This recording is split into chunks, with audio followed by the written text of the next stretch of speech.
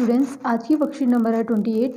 Class है 8th, विषय गणित। यहाँ पर आप अपना नेम लिखोगे और यहाँ पर आप अपनी क्लास टीचर का नेम, और तारीख है 1 नवंबर 2021। आज का हमारा टॉपिक है सामान्य चतुर्भुज और आयत का परिमाप एवं क्षेत्रफल।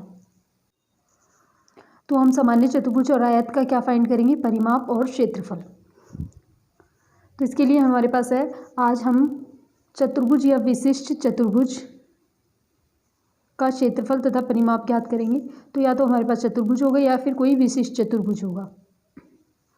चतुर्भुज की आकृति को देखिए, ये चतुर्भुज की आकृति है। आइए इस आकृति का नाम ABCD दें। इसमें ABCD इसका नेम लिखा हुआ है। चतुर्भुज ABCD का परिमाप ज्ञात करने के लिए हम उसकी चारों भुजाओं का योग ज्ञात करते हैं। तो हमने लास्ट वाली जो वर्कशीट आई थी उसमें देखा था कि परिमाप का क्या फॉर्मूला था।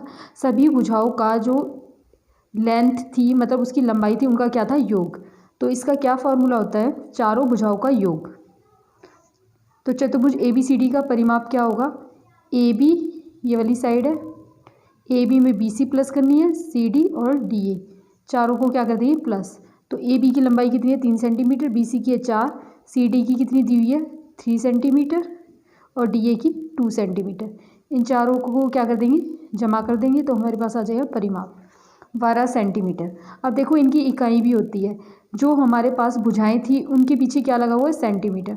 सेंटीमीटर है तो अगर इसकी लंबाई सेंटीमीटर में दी हुई है तो इन चारों को टोटल करेंगे तो वो भी सेंटीमीटर में ही आएगी। तो इसकी इकाई क्या रहेगी? सेंटीमीटर। अभी हम क्षेत्रफल देखेंगे तो क्षेत्रफल की भी जो इकाई होती है वो चेक करेंगे, उसकी स्क्वायर होती है। लेकिन परिमाप क्या है? परिमाप भी कुछ ना होकर उसकी चारों भुजाओं का क्या है? योग। तो वो भी एक लंबाई ही है। तो इनकी लंबाई अगर सेंटीमीटर में है तो परिमाप भी किस में आएगा? सेंटीमीटर में। आगे है नोट, द्विविमीय आकृति का परिमाप उसकी सभी भुजाओं का योग। तो यही बताया हुआ है कि जो हमारे पास बहुभुज होते हैं उनका परिमाप कैसे निकालते हैं? उनकी सभी भुजाओं का क्या करते हैं? योग। नेक्स्ट है हमारे पास, चतुर्भुज का क्षेत्रफल निकालने के लिए उसके दो विपरीत शीर्षों को मिलाने पर दो त्रिभुज बनते हैं। अब क्या कहा गया है? अब हमारे पास कोई भी एक चतुर्भुज है। हमने लास्ट टाइम जो वर्कशीट में किया था, हमने आयत, वर्ग, समांतर चतुर्भुज और समचतुर्भुज, ये 4 चतुर्भुज थे। इनके हमने क्षेत्रफल के लिए फॉर्मूले याद किए थे। लेकिन जो अब हमारे पास चतुर्भुज है वो समांतर, समचतुर्भुज, आयत या वर्ग ना होकर कोई भी एक ऐसे ही चतुर्भुज दे दिया है। ना तो उसकी आमने सामने वाली भुजाएं समांतर है, ना ही उनके अंदर 90 डिग्री का कोण है। तो कोई भी ऐसी कंडीशन नहीं है। अब इस सिचुएशन में हमें क्या निकालना है? चतुर्भुज का क्षेत्रफल। तो जो लास्ट टाइम हमने फॉर्मूले किए थे वो वाले फॉर्मूले 4, जो वर्ग, आयत, समांतर और समचतुर्भुज वाला, इस पर फिट नहीं होगा। तो जो चतुर्भुज के लिए है एक और फॉर्मूला किया था जिसमें हमारे पास इस तरह से लंब दिया हुआ था। अगर ये लंब क्वेश्चन में दिया हुआ है, मतलब क्वेश्चन जब आपके पास आएगा तो आपको अगर हाइट दी हुई है तो ही आप ये फॉर्मूला लगा सकते हो, नहीं तो हम चतुर्भुज का एरिया नहीं निकाल पाएंगे। तो अब देखते हैं चतुर्भुज का क्षेत्रफल निकालने के लिए उसके दो विपरीत शीर्षों को मिलाने पर क्या प्राप्त होता है? दो त्रिभुज बनते हैं। तो ऐसे चतुर्भुज जिसमें कोई फॉर्मूला फिट नहीं होता उसमें हम क्या करते हैं? इसके दो शीर्ष मिलाकर हमारे पास दो ट्राइंगल बन जाते हैं। मतलब इसको तोड़ देते हैं हम चतुर्भुज को त्रिभुज में। चतुर्भुज को हम किस में तोड़ देंगे? त्रिभुज में। इसके दो शीर्ष को मैंने इस तरह से मिला दिया, और ये हमें खुद नहीं मिलाने, क्वेश्चन में दिए होंगे क्योंकि हमारे पास हाइट जो होती है वो दी होती है। तो इसको अगर हम इससे मिला देंगे तो अब ये क्या बन गया? ये एक ट्राइंगल बन गया। ये देखो, ये एक ट्राइंगल है और ये हमारे पास क्या है? दूसरा ट्राइंगल। तो दो त्रिभुज आ गए हमारे पास। अब त्रिभुज का फॉर्मूला आपने लास्ट टाइम किया था। त्रिभुज का क्या था फॉर्मूला क्षेत्रफल निकालने का? त्रिभुज का फॉर्मूला था, ये हमारे पास बेस है और ये क्या है? इसकी हाइट। त्रिभुज की हाइट मैंने लास्ट टाइम पे बताया था, वो जरूरी नहीं है त्रिभुज के अंदर ही दर्शाई जाए, वो बाहर भी दिखा सकते हैं। इस तरह से भी लिख सकते हैं कि इसकी हाइट कितनी है। जैसे मान लो 5 सेंटीमीटर है तो वो ऐसे भी लिख सकते हैं 5 सेंटीमीटर, यहाँ से लेकर यहाँ तक। मीन्स इसके शीर्ष से लेकर इसके आधार तक की जो हाइट है, हाइट आपको पता है कैसे लेते हैं? हाइट बिल्कुल सीधी लेते हैं तो यहाँ 90 डिग्री का कोण होता है। तो इस तरह से इसकी हाइट होगी। तो ये हाइट दी हुई है। तो त्रिभुज का एरिया क्या था? 1/2 गुना बी गुना में एच, हाफ या 1/2 multiply B multiply H. B मतलब आधार आपका, एच मतलब इसकी हाइट। हाइट को एच से डिनोट करते हैं क्योंकि हम इसे इंग्लिश में हाइट बोलते हैं, तो हाइट एच, बी मतलब बेस मतलब आधार। तो त्रिभुज का एरिया क्या है, half into base into H. तो अब हमने जो चतुर्भुज है उसके दो शीर्ष को मिला के इसे हमने त्रिभुज बना दिया। अब त्रिभुज के लिए हमें उसका बेस चाहिए और हाइट चाहिए, तो हम इसका क्या निकाल लेंगे, क्षेत्रफल। और क्षेत्रफल पता है, ये जो अंदर का एरिया होता है बाउंड्री के उसको क्या बोलते हैं, क्षेत्रफल। ये भी हमने क्षेत्रफल की परिभाषा की थी। अब मुझे इसका बेस तो मिल जाए, अब इसकी हाइट और चाहिए जो कि क्वेश्चन में दी हुई है। दो त्रिभुज बनते हैं जिसमें B E H one, B से लेकर ई तक क्या है, ये एच वन, हाइट दी हुई है कितनी है, 3 सेंटीमीटर। दूसरा है डी एफ, डी से लेकर एफ तक, ये क्या है हमारे पास एच टू। ये विकर्ण ए सी पर क्या है, लंब, ये जो ए सी पर है लंब, ए सी के ऊपर ये लंब है। लंब का मतलब होता है 90 डिग्री का कोण बनाए। तो अब हमें ये दिखाई दे रहा है, अगर ये त्रिभुज है तो इसका जो बेस है वो हमारे पास क्या होगा, ये जो है ये ए सी का है बेस और ये इसकी हाइट। इसका मतलब हम इसका एरिया आराम से निकाल सकते हैं। हमारे पास फॉर्मूला है 1/2 मल्टीप्लाई बी मल्टीप्लाई एच। और दूसरा त्रिभुज अगर हम ये देखें तो ये इस तरह से है, ये इसका बेस है, ये इसका बेस है और ये क्या है, इसकी हाइट। तो इसका भी हम एरिया निकाल लेंगे 1/2 मल्टीप्लाई में बी मल्टीप्लाई में एच। तो हमारे पास इसका भी एरिया आ जाएगा। फिर हम दोनों को क्या कर देंगे, प्लस, क्योंकि हमें तो इस चतुर्भुज का चाहिए था और इस चतुर्भुज के अंदर कितनी आकृतियाँ बन रही थी, 2।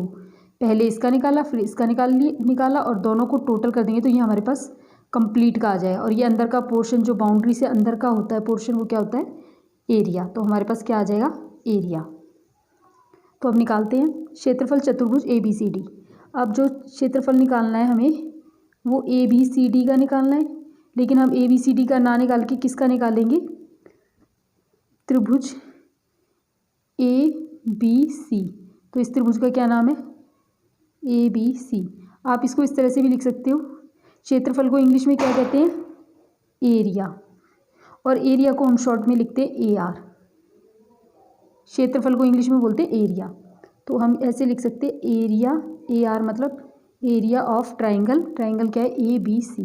तो हम ऐसे लिख सकते हैं इसे शॉर्ट में, प्लस किसका एरिया करना है, प्लस में एरिया ऑफ ट्राइंगल, ये और ये, इनका triangle area A C D.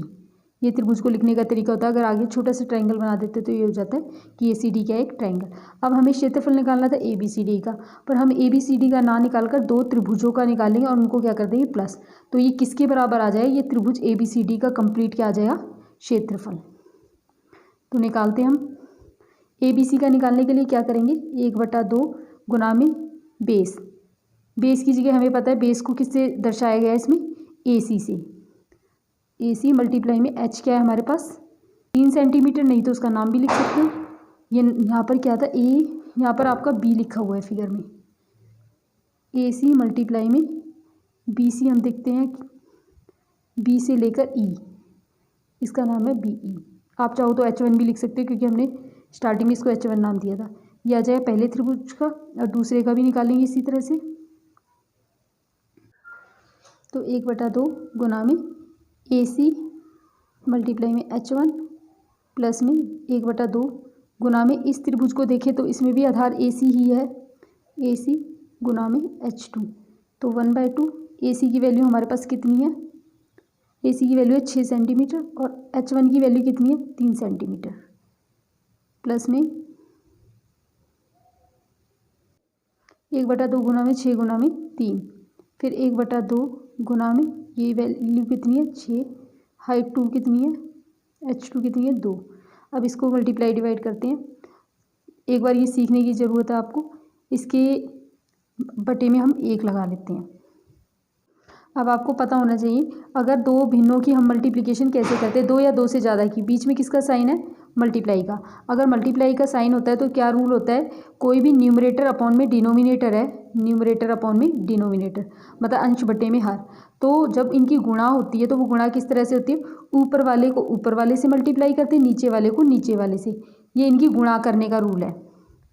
तो अगर हम इसकी मल्टीप्लाई करेंगे तो हमारे पास क्या आ जाएगा, 6 को 3 से किया 18, क्योंकि आगे तो ये 1 है, 1 से मल्टीप्लाई कर 18 ही रहेगा, 2 एकम 2, ये 2 आ जाएगा। अब 18 को 2 से क्या करना है, भाग करना है। तो 18 को 2 से भाग करोगे तो आपको पता है 9 पर जाता है, तो आंसर आपका क्या आ जाएगा, 9। तो फर्स्ट का एरिया 9 आ गया है। सेकंड, इसमें 6 दूनी 12, 12 को 1 से करोगे तो 12 ही रहेगा, 12 बटे में, और नीचे 1 है इनकी, 1 मान लेते हैं, 2 आ जाएगा। अब 12 को 2 से भाग करोगे तो क्या आ जाएगा, 6, और 9 और 6 क्या हो जाएगा, 15। तो 15 आ गया क्षेत्रफल इसका। अब हम देखते हैं इनके पीछे क्या था, इनके पीछे सेंटीमीटर था, इनकी यूनिट की क्या है, इकाई क्या है, सेंटीमीटर। तो एरिया की यूनिट होती है सेंटीमीटर स्क्वायर। अगर मीटर है तो क्या आ जाए, मीटर स्क्वायर। अगर आपको क्वेश्चन में हर जगह मीटर दिया हुआ है तो आप मीटर स्क्वायर लगाओगे, नहीं तो सेंटीमीटर स्क्वायर। तो एरिया की यूनिट क्या आ गई हमारे पास, 15 सेंटीमीटर स्क्वायर। इस तरह से लिखोगे, क्योंकि आपसे एक एक नंबर में पूछी जा सकती है कि क्षेत्रफल की इकाई क्या होती है। अगर बुझाएं सेंटीमीटर में तो सेंटीमीटर स्क्वायर, अगर मीटर में है तो मीटर स्क्वायर। तो इस तरह से रहेगी इसकी इकाई।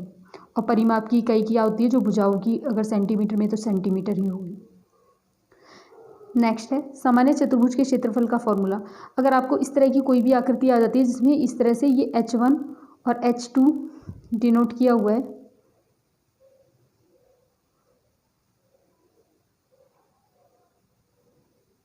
तो आपके पास इसका फॉर्मूला भी है। फॉर्मूला वही है जो अभी हमने क्वेश्चन किया, वो फॉर्मूले से ही है, बट इसको और भी आप सिंप्लीफाई कर सकते हो। जैसे मान लो 1/2 हमने मल्टीप्लाई करा था AC मल्टीप्लाई में H1, फिर हमने दूसरे त्रिभुज का निकाला 1/2 मल्टीप्लाई में AC मल्टीप्लाई में H2। आप 8th क्लास में हो तो आपने शायद कॉमन लेना सीखा होगा। तो अगर आप 8th क्लास में आपने कॉमन वाली एक्सरसाइज कर ली है, कॉमन लेना सीख चुके हो। कॉमन को हिंदी में बोलते हैं उभयनिष्ठ, उभयनिष्ठ निकालना। नहीं है तो अब आप देख लेना, वैसे इसकी ज़रूरत नहीं पड़ेगी बट फिर भी आना चाहिए। इसमें देखो यहाँ पर 1/2 और AC, इसके पास भी 1/2 AC है। जो दोनों के पास होता है उसे हम बाहर ले लेते हैं ब्रैकेट के बाहर, ताकि हमें दो दो बार लिखना ना पड़े। इसे कहते हैं कॉमन लेना। कॉमन लेने के लिए ये ज़रूरी है कि वो जो टर्म है वो दोनों के पास होनी चाहिए। दोनों के पास मतलब यहाँ पर 2 पद हैं आपके पास, प्लस साइन के बाद दूसरा स्टार्ट है तो ये दूसरा पद है, प्लस साइन से पहले दूसरा पद है, तो 2 पद। गुणा से कोई फ़र्क नहीं पड़ता, गुणा में सब एक ही पद माना जाता है। तो अब देखो यहाँ पर 1/2 AC दोनों के पास है, तो 1/2 मल्टीप्लाई में AC मैंने बाहर ले लिया। अब मैं लगा दूंगी ब्रैकेट। इसके पास क्या बचा, सिर्फ H1, बीच में क्या है प्लस, और इसमें से भी 1/2 AC क्या आ चुका है, बाहर आ चुका है, तो क्या बच जाएगा H2। तो जब हमने क्वेश्चन करा था हमने AC 2 बार लिखा था। पहले त्रिभुज में भी हमने AC मल्टीप्लाई में H1 किया था, और जब दूसरे त्रिभुज का निकाला तो हमने उसकी हाइट तो H2 ले ली थी, लेकिन AC हमने, ये हाइट तो हमने H2 ली थी, लेकिन AC ही हमने 2 बार लिखा था, तो हमें 2 बार नहीं लिखना पड़ता। बस ये तरीका, इससे भी आपका क्वेश्चन हो जाएगा। तो ये यहाँ पर लिखा हुआ है, आप चाहो तो इसे इस तरह से भी कर सकते हो। अभी अभी हमने ऐसे ही करा था। जब हमने बाहर कॉमन ले सकते तो हम मल्टीप्लाई भी कर सकते, H1 प्लस में 1/2 गुना में AC गुणा में H2, हमने इससे ही करा था। आप चाहे तो इसे बाहर निकाल के ब्रैकेट में H1 प्लस H2 भी लिख सकते हो, जो इसका फॉर्मूला दिया हुआ है। वो जस्ट एक एक नंबर के क्वेश्चन में MCQs में आ जाए तो आपको आना चाहिए, नहीं तो हम डायरेक्ट जो हमने वैसे की क्वेश्चन किया अभी 2 बार त्रिभुज का एरिया निकाल कर हम ऐसे भी कर सकते हैं, जैसे हमने अभी ये किया, ये भी सही है। नेक्स्ट है आयत EFGH में EFGH, EF equal to GH। आयत है तो हमें पता है इसकी विपरीत भुजाएं क्या होती है, बराबर। तो EFGH के बराबर है। इसको क्या नाम दिया गया, लंबाई। ये आयत की क्या है, लंबाई। इस तरह से ये त्रिभुज आयत कितना लंबा है। और EF is equal to FG, EF और FG ये क्या है, आयत की चौड़ाई। इसको हमने चौड़ाई बोला है और इसको हमने क्या बोला है, लंबाई। तो EFGH का परिमाप, इसका परिमाप कैसे निकालेंगे, इसकी चारों भुजाओं का योग कर देंगे, 6 जमा 3 जमा में 6 जमा में 3। तो एक तरह से 6 2 बार प्लस होगा, जब इनको प्लस करेंगे 3 2 बार प्लस होगा। तो जब सेम नंबर 2 बार प्लस हो रहा है, या 3 बार या 4 बार, कितनी बार भी जब सेम नंबर बार बार प्लस होता है तो हम मल्टीप्लिकेशन का यूज़ कर लेते हैं। 6 4 बार हो रहा है तो 6 को 4 से गुणा कर दो। ये नंबर कितनी बार प्लस हुआ, 4 बार, कितनी बार, तो वो आपको मल्टीप्लाई में लिखना है। 5 बार है तो 5 बार, दोनों से आंसर सेम आएगा। 6 चौक 24 और 6 12 6 3 18 6 और ये 6 24, तब भी यही आएगा। तो वही काम हम यहाँ करेंगे। हमें पता है 6 2 बार आ रहा है तो हम क्या लिख सकते हैं, 2 मल्टीप्लाई में 6 प्लस में, और 2 बारी 3 आ रहा है तो 2 मल्टीप्लाई में 3। अभी अभी आपको उभयनिष्ठ लेना बताया था, दोनों के पास है तो कॉमन निकाल लेंगे। यहाँ मैं वैल्यू ना लेकर इसका फॉर्मूला बनाते हैं, पहले लंबाई और चौड़ाई ले लेते हैं। 2 बार ये जो है लंबाई आएगी, इसकी लंबाई को मैंने 2 से गुणा कर दिया जो कि 3 सेंटीमीटर, अभी मैंने 3 को 2 से गुणा करा था। और 2 बार क्या आएगी, चौड़ाई आएगी। 2 बार लंबाई 2 बार चौड़ाई, दोनों को क्या कर देंगे प्लस, तो 2 बाहर आ जाएगा, ब्रैकेट में क्या बचेगा लंबाई जमा में चौड़ाई। तो यही है इसका फॉर्मूला, 2 ब्रैकेट में लंबाई जमा में चौड़ाई, जो कि यहाँ लिखा हुआ है। और अगर आपको फॉर्मूला नहीं आता है तो आप क्या करोगे, 3 जमा में 6 जमा में 3 जमा में 6, सारी भुजाओं का योग करने से क्या आ जाएगा परिमाप। आप चाहो तो फॉर्मूला याद रख सकते हो, नहीं तो आप डायरेक्ट भी कर सकते हो। 2 ब्रैकेट में लंबाई जमा में चौड़ाई, 2 बार इसलिए क्योंकि 2 बार लंबाई लिखनी है, 2 बार चौड़ाई निकलनी है, फिर इसको क्या करना है प्लस। तो हमारे पास आंसर आ जाएगा 2 ब्रैकेट में लंबाई जमा में चौड़ाई है। लंबाई की क्या वैल्यू है 3 है और चौड़ाई हमारे पास कितनी है 6। आपको पता है बॉडमस रूल से पहले क्या होता है, ब्रैकेट को सॉल्व किया जाता है। 3 और 6 कितना आ जाएगा 9, तो 2 ब्रैकेट का मतलब क्या होता है गुणा। जब ये हल हो जाएगा, इसकी वैल्यू आई है 9 तो क्या कर देंगे गुणा, तो 2 को 9 से गुणा करेंगे तो क्या आ जाएगा 18, तो 18 सेंटीमीटर हमारे पास क्या आ जाएगा परिमाप। नेक्स्ट है आयत EFGH का क्षेत्रफल। अब क्षेत्रफल निकालते हैं EFGH का। हमने जो लास्ट टाइम वर्कशीट की थी, हमने आयत का क्षेत्रफल सीखा था लंबाई गुणा में चौड़ाई। आप लंबाई गुणा चौड़ाई ऐसे भी लिख सकते हो।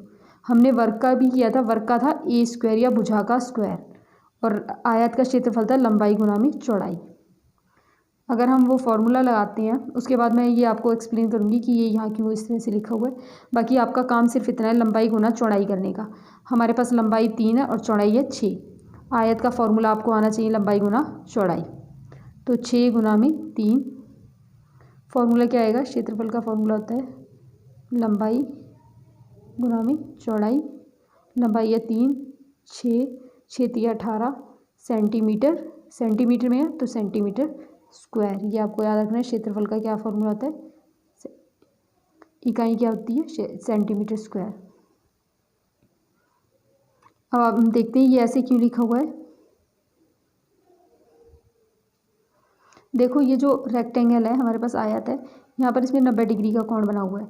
अगर मैं इसे देखूँ, ये एक त्रिभुज है, तो त्रिभुज में अगर ये यहाँ पर 90 डिग्री का कोण बन रहा है तो ये इसकी क्या होगी हाइट होगी, ये इसका क्या होगा आधार, और ये क्या है इसकी हाइट। त्रिभुज से के आधार से लेकर उसके शीर्ष के बीच में जो भी दूरी होती है वो क्या होती है हाइट।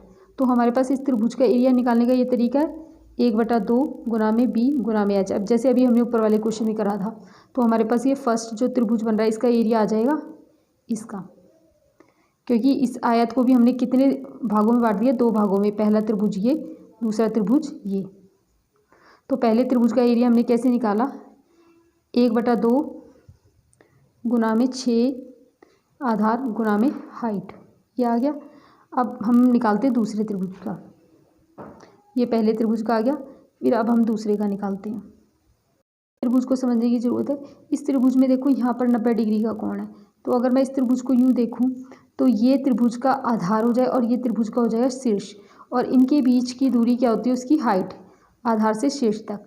तो ये त्रिभुज का आधार है, ये उसका शीर्ष है, ये उसकी क्या है हाइट, उसके शीर्ष तक। तो हमारे पास आधार और शीर्ष आ चुका है, तो हम इसका भी क्षेत्रफल निकाल सकते हैं। दूसरे का कैसे निकाल लेंगे, 1/2, ये आधार है और ये हाइट है, तो 6 गुणा में 3। हमने देखा दोनों सेम है, तो हम एक ही त्रिभुज का निकाल लेते हैं और उसको 2 से मल्टीप्लाई कर देते हैं 2 बार मतलब। तो हम क्या करेंगे, जो ये हमने पहले त्रिभुज का निकाला था 1/2 गुणा में 6 गुणा में 3, इसको हम कर देते 2 से गुणा। अब आपको फिर से जो भिन्न है उनकी गुणा करनी आनी चाहिए, तो 2 भिन्नों की हमने गुणा करना सीखा था। इसमें अब आपको काटना भी बता देती हूँ कैसे कैंसिल करते हैं। आपको पता होना चाहिए जो भिन्न होती है उसमें एक पार्ट अंश होता है, एक हर होता है, तो अंश से हर को काटा जा सकता है। जैसे मान लो 3 है और बटे में 6 है, अगर दोनों एक ही पहाड़े में आते हैं हम दोनों को काट सकते हैं। 3 के पहाड़े में आते हैं तो 3 के पहाड़े में 3 कितने पर आता है, 1 पर, और 6 2 पर, तो 1/2। इस तरह से भिन्नों को काटा जाता है, छोटा किया जाता है ताकि मल्टीप्लाई करना आसान हो जाए, बड़ा नंबर है तो। अब ये मान लो यहाँ पर ये तो कैंसिल नहीं हो सकते क्योंकि ये तो पहले से ही छोटी फॉर्म में लिखे हुए हैं। अब आपको ये पता होना चाहिए बीच में अगर गुणा है, यहाँ पर कोई भिन्न है और यहाँ पर भी आपके पास एक भिन्न है, तो भिन्न हमेशा ऊपर से नीचे वाले नंबर को काटा जाता है आपस में। तो अगर बीच में गुणा का निशान है तो इसका ऊपर वाला और इसका नीचे वाला ये भी आपस में काटे जा सकते हैं अगर एक पहाड़े में आते हैं तो। लेकिन ये रूल कब फॉलो होगा, जब बीच में क्या होगा, गुणा का निशान।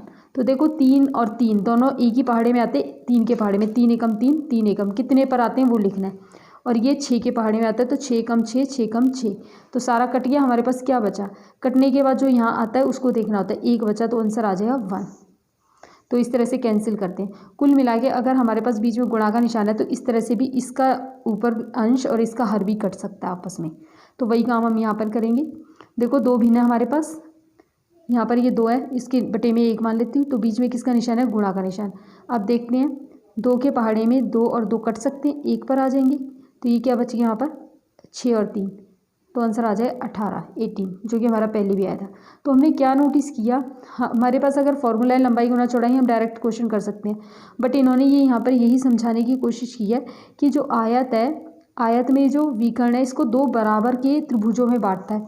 आयत में जो विकर्ण होता है, जैसे हमने ऊपर वाले क्वेश्चन में किए थे, इसमें जो त्रिभुज बनेंगे वो दोनों बराबर होंगे, और बराबर होंगे तो मतलब हम एक का क्षेत्रफल निकाल के 2 से गुणा कर सकते हैं, और 2 से गुणा करने के बाद हमारे पास क्या बच रहा था, 2 गुना में 1/2, और ये 6 क्या है, 6 इसकी चौड़ाई है और 3 क्या है, लंबाई।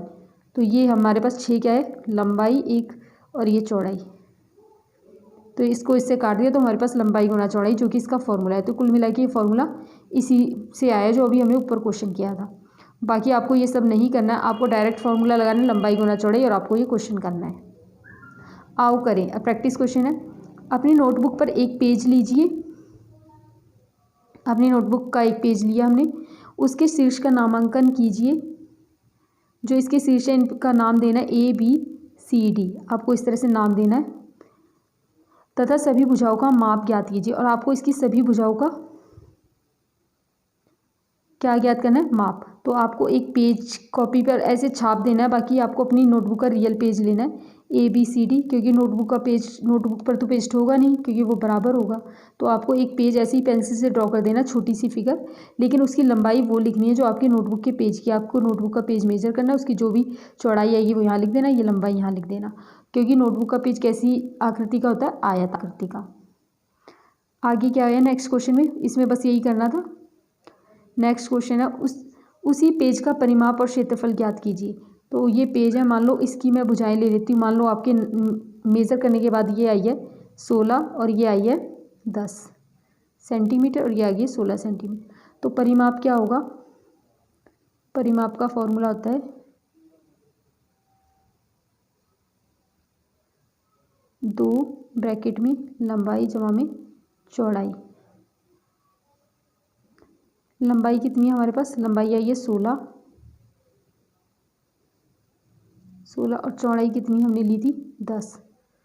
16 और 10 कितना होता है 26, 2 गुना में 26, 26 से 2 को गुणा कर लेना तो आपका आ जाएगा 52 सेंटीमीटर। ये आ जाएगा आपके पास परिमाप। ये मैंने अपनी तरफ से लिया है, लेकिन आपको अपना पेज मेजर करके लिखना है जो भी लंबाई चौड़ाई आएगी।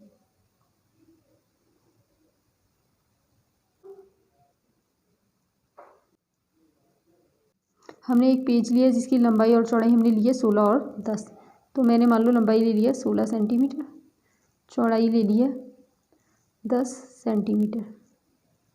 तो क्षेत्रफल क्या होगा,